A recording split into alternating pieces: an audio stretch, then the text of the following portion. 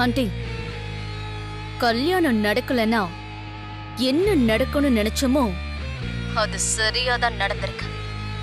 நாம எதிர்பார்க்காதது பார்வதி விஷம் குடிச்சதுதான். ஆமா நந்தினி, நானே இந்த ட்விஸ்ட எதிர்பார்க்கலன்னா பாரு. பார்வதி உயிர் பொழைக்க வாய்ப்பு இருக்கா? இல்ல நந்தினி, நானும் இப்ப ஹாஸ்பிட்டல்ல தான் இருக்கேன். இங்க இவங்க மூஞ்சிங்களெல்லாம் பார்த்தா இவ பொழைக்கிற மாதிரி தெரியல. அவங்க பேசுறதெல்லாம் வச்சு பார்த்தாலும் அவ இங்க இருந்து பொணமா தான் போவான்னு நினைக்கிறேன். நந்தினி, அவ செத்து பொணமா வெளியே போறத பாக்குறதுக்காக தான் நானே இங்க ஆவலோட காத்திருக்கேன். நம்ம நம்புதிரி வேற கல்யாணத்தப்போ கண்டிப்பா ஒரு மரண பள்ளி விழுன்னு சொல்லியிருக்காரே. அதுக்கு அர்த்தம் இந்த சமையல்காரி சாவுதான் போல இருக்கு. இருக்கலாம் ஆண்டி. கண்டிப்பா அந்த பார்வதி உயிர் பொழைக்க கூடாது. அப்பதான் அந்த அகிலாண்டேஸ்வரிக்கும் ஆதிக்கும் நடுவுல விரிசல் ஏற்படும். பார்வதியோட இழப்பை தாங்க முடியாம ஆதி மொத்தமா முடங்கி போயிடுவான். மகன் முடங்கி போறத பார்த்து அகிலாண்டேஸ்வரியும் நில குறைஞ்சு போய் நிப்பா. இந்த சந்தர்ப்பத்தை பயன்படுத்தி நாம நினைச்சத சாதிச்சலாம். நந்தினி, நீ சொல்றதெல்லாம் எனக்கு புரியுது. அத கேக்க கேக்க எப்ப கண்ணால பாப்போன்னு ரொம்ப ஆசையா இருக்கு. நீ கவலைப்படாத. அந்த சமையல்காரியை இங்கிருந்து பொணமா அனுப்பிட்டு தான் நான் வருவேன். அது என்னோட பொறுப்பு. வச்சுட்டுமா? ஓகே.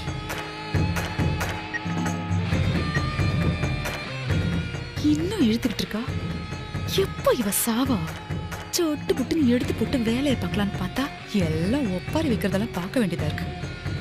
சீக்கிரம் செத்து தொலையண்டி.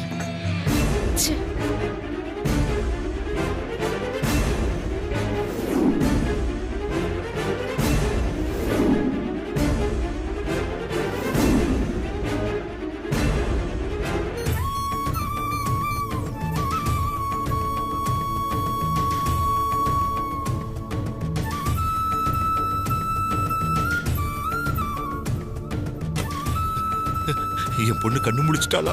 இன்னும் இல்ல சார், கொஞ்சம் வெயிட் பண்ணுங்க.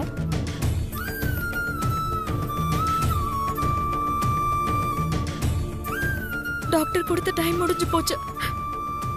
ஆனா பார்வதிக்கு இன்னும் நினைவு திரும்பலன்னு நான் சொல்லிட்டு போறாங்க. வெயிட் பண்ணி பாப்போம் ஐசு. சொன்ன டைம்குள்ள கண்ணு முடிக்கலன்னா கோமா ஸ்டேஜுக்கு போயிடுவான்னு சொன்னாங்களே. என்ன பண்றது? பயமா இருக்கு. கடவுள் தான் இதுக்கு ஒரு நல்ல வழி காட்டணும்.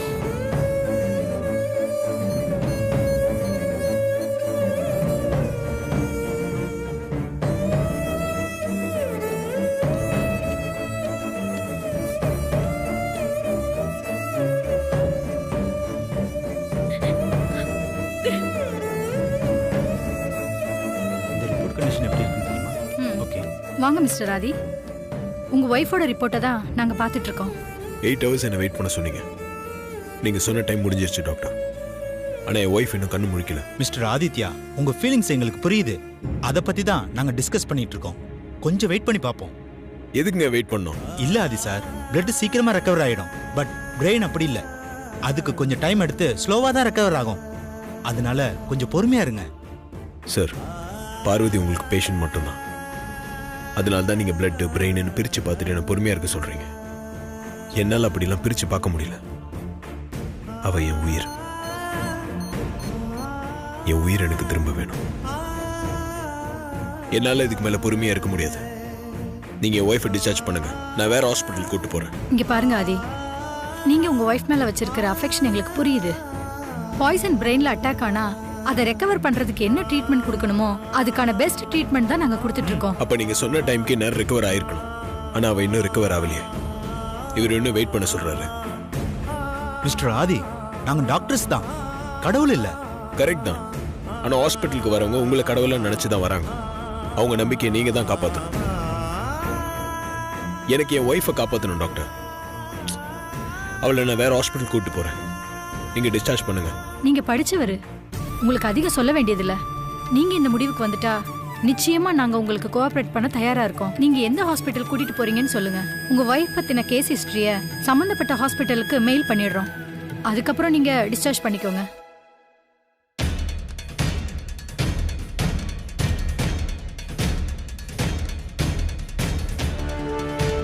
எப்போன்னு தெரியலையே. அகிலா ஹாஸ்பிட்டலுக்கு வரமாட்டேன்னு சொன்னா வந்துட்டா.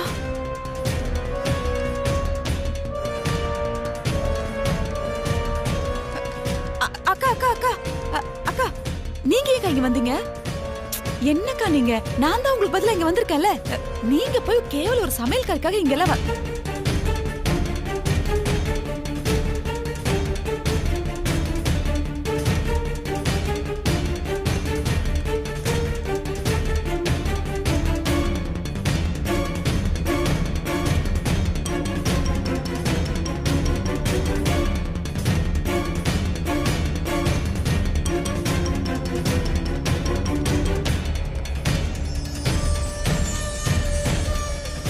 என்னடா இது? இவ ஏன் இங்க வந்திருக்கா? ஒருவேளை இவ்வளவு நம்மள மாதிரியே அந்த சமையல்காரி சாகிறத பார்க்க வந்திருக்காளோ? இல்ல ஏதாவது சாகசம் செஞ்சு அவளை காப்பாத்த வந்திருக்காளா? போய் பார்க்கலாமா? வேணாம், அங்க போனா மொத்த குடும்பமும் முறைக்கும்.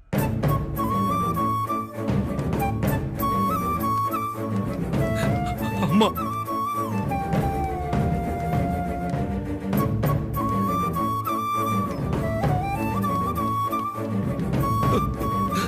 அம்மா, அம்மா, அம்மா வந்திருக்காங்க.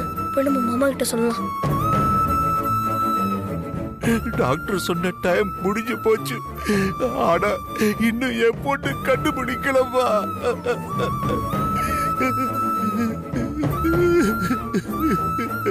என்ன பண்றது இப்போ?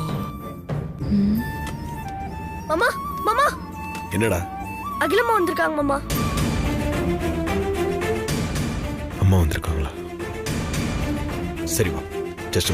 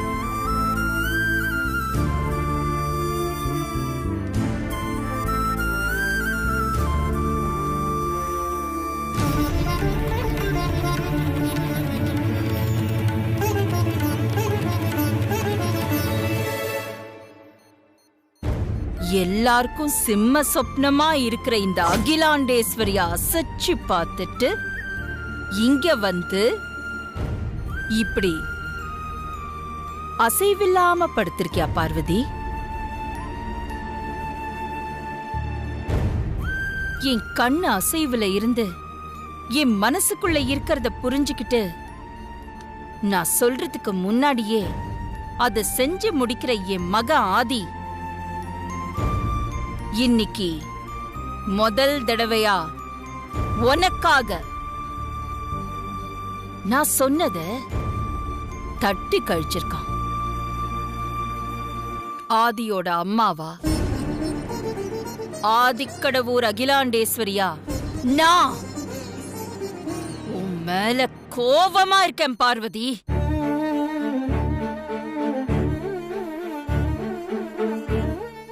இருந்தாலும் நான் இப்போ உன்னை பார்க்கறதுக்காக இறங்கி வந்திருக்கேன்னா அதுக்கு ஒரு காரணம் இருக்கு.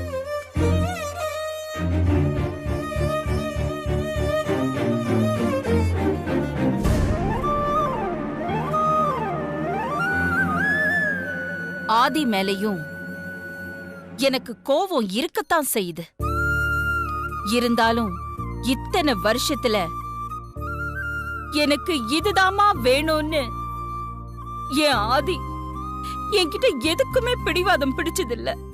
ஆனா உன் விஷயத்துல முதல் முறையா ஏன் ஆதி ஏன் பேச்ச கேட்காம பிடிவாதமா இருந்துட்டான்.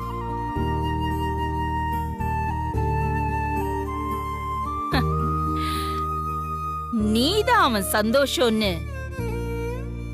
அவன் ஏதோ நினைக்கிறான். சுந்தரத்தோட பொண்ணா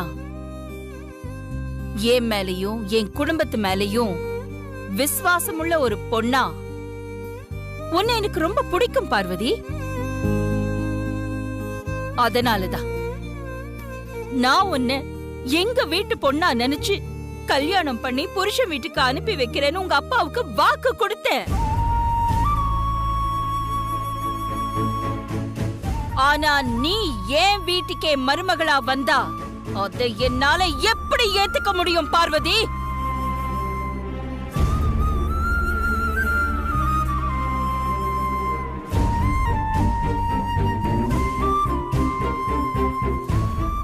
நீ ஏற்கனவே 2 முறை என் உயிரை காப்பாத்திருக்க, என் மாங்கல்யத்தையும் காப்பாத்திருக்க. ஏன் இன்னைக்கு கூட கடைசி நேரத்துல உன்னால நான் உயிர் பொழைச்சிருக்கேன். அதனால நீ கண்டிப்பா உயிர் பழைக்கணும் பார்வதி. என் மேல உனக்கு இருக்கிற பக்தி விசுவாசம் உண்மையானதுன்னா நீ உயிர் பொழைச்சு வரணும் பார்வதி. ஆதிதான் என் பேச்ச கேட்கல. நீ என் பேச்ச கேட்பேன்னு எனக்கு நம்பிக்கை இருக்கு.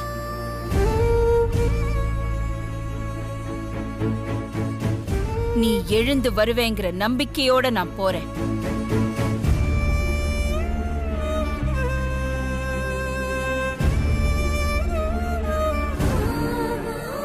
நல்லாரு.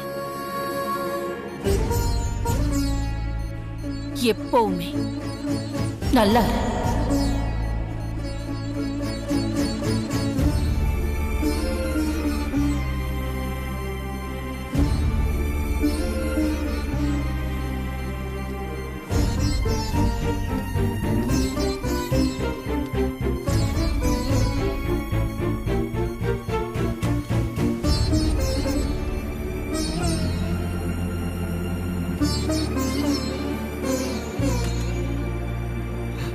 அம்மா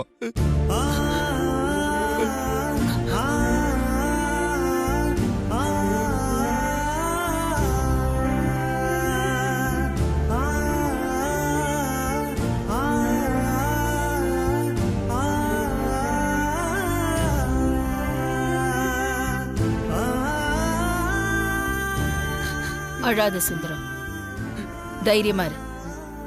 உன் பொண்ணுக்கு ஒண்ணும் ஆகாது. அம்மா இன்னும் என் பொண்ணு கண்ணு முழிக்கல. எனக்கு ரொம்ப பயமா இருக்குமா. டாக்டர் சொன்ன டைம் எல்லாம் தாண்டி போச்சுமா. டாக்டர் ஒன்னும் கடவுள் கிடையாதே, நீ கவலைப்படாத. பார்வதிக்கு ஒன்னும் ஆகாது.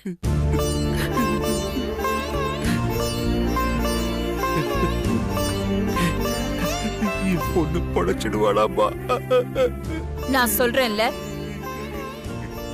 பார்வதிக்கு ஒண்ணுமே ஆகாது. தைரியமா இரு. பார்வதி கண்டிப்பா கண்முழிப்பா. நல்லபடியா வீட்டுக்கும் திரும்புவா.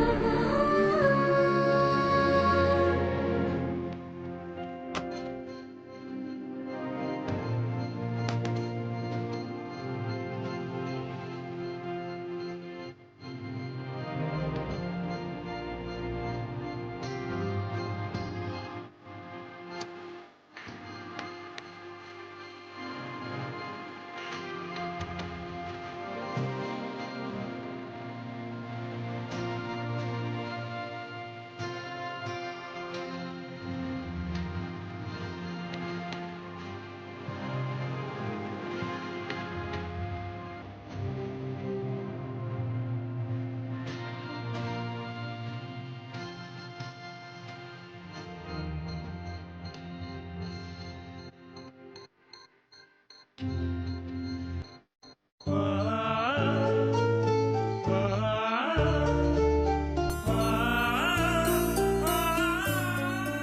இப்படி பண்ண? இத்தனை நாள் பொறுமையா நம்பிக்கையா இருந்த நீ இன்னைக்கு எப்படி அவசரப்பட்ட? உன்னை எப்படி பார்க்கறதுக்காகவா நான் இவ்வளோ கஷ்டப்பட்டேன்? உன்னோட முகம் லேசா வாடி போனா கூட அதை என்னால் தாங்கிக்க முடியாதுன்னு உனக்கு நல்லா தெரிஞ்சிருந்தோம். எனக்கு இப்படி ஒரு தண்டனை கொடுக்க உனக்கு எப்படி மனசு வந்துச்சு? அம்மாவோட முடிவு எதுவாக இருந்தாலும் இன்னிலிருந்து நம்ம ஒரு புது வாழ்க்கை ஆரம்பிக்க போறோம். உன்னை சந்தோஷமா வச்சுக்க போறேன்னு தான் நான் நினைச்சிட்டு இருந்தேன். ஆனா நீ உன் வாழ்க்கையை முடிச்சுட்டு என்னை தனியாலாக்கணும்னு நினைச்சிட்டல. இதான் நீ எனக்கு கொடுக்குற பிறந்த நாள் பரிசா? நீ இல்லாத ஒரு வாழ்க்கை என்னால் கற்பனை பண்ணி கூட பார்க்க முடியல. ஆனா நீ இல்லாம நான் வாழ்ந்துடுவேன்னு உன்னால மட்டும் எப்படி நினைக்க முடிஞ்சது?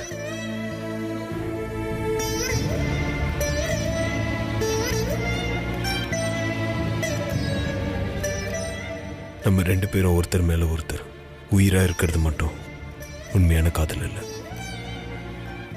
என்ன நடந்தாலும் நம்ம உயிரை போற நிலைமை வந்தாலும்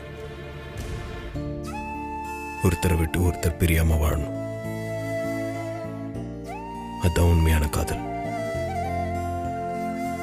என்ன நடந்தாலும் தைரியமாயிரு. நான் இருக்கேன்னு உனக்கு ஒவ்வொரு நிமிஷமும் ஒவ்வொரு நொடியும் நான் உனக்கு நம்பிக்கையும் தைரியமும் கொடுத்துட்டு தானே இருந்தேன். அப்புறம் எதுக்காக இப்படி ஒரு முடிவுக்கு வந்த? உன் மனசுல எதையும் நினைச்சுக்கிட்டு எதுக்காகவோ உயிரோட துணிஞ்ச உனக்கு உன் மனசுல என்ன நினைச்சுக்கிட்டு என் கூட சேர்ந்து வாழ உனக்கு துணிச்சல் இல்லைல்ல?